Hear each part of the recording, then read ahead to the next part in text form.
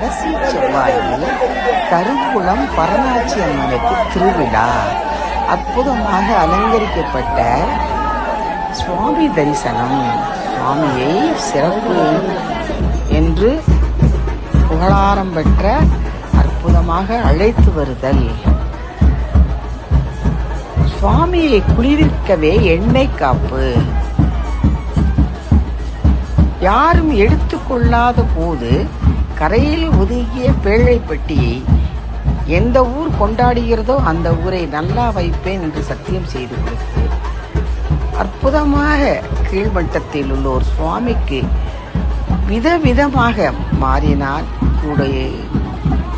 கூடாரமிட்டு சுவாமியை அலங்கரித்து அற்புதமாக நாட்டாரும் நகரத்தாரும் அனைவரும் தரிசித்து கொள்ளும் தேடி வந்து கும்பிடும் பரணாட்சி அம்மனின் நாம் நினைக்கிற சக்தியே கடவுள். நினைத்து போனால் கோயில் வாசலிலே இருப்போர் அற்புதமாக அருமையான சம்பந்தபுரம் அமைந்து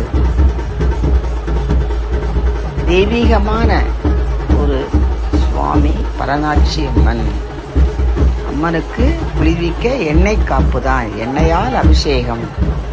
அந்த எண்ணெய் சிறிது எடுத்து தேய்த்து கொண்டால் கைகால் வடியெல்லாம் சிறிது நன்றாக இருப்பரும். வீடுதோறும் வாருங்கள் வாருங்கள் சாப்பிட வாருங்கள் என்று எங்கு பார்த்தாலும் அன்னதானம் தான். ஆண்களுக்குத்தான் எங்கே முதலிடம். பெண்கள் கோயிலுக்குள்ளே செல்ல முடியாது. இங்கே வேண்டிக் கொண்டு பொம்மை வாங்கி வைத்தால்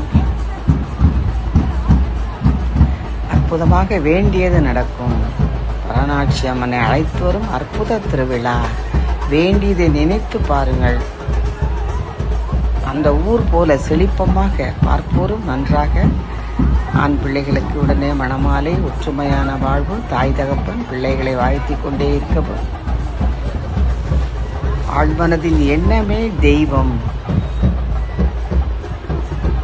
எங்கு பார்த்தாலும் ராமனுக்கு திருக்கல்யாணம், சீதா கல்யாணம், பத்மாவதி வெங்கடேச பெருமாள் கல்யாணம், ராதா கல்யாணம்.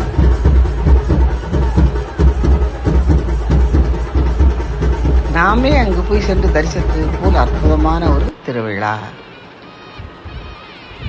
குன்னோக்குடி அருகே அருமையாக முதியவர்களை அன்பாக பார்த்து கொள்ளும் நகரத்தார் விடுதி. பார்ப்போர் வேண்டியதை நினைத்து பாருங்கள். போல ரொம்ப நல்லா இருப்பீங்க.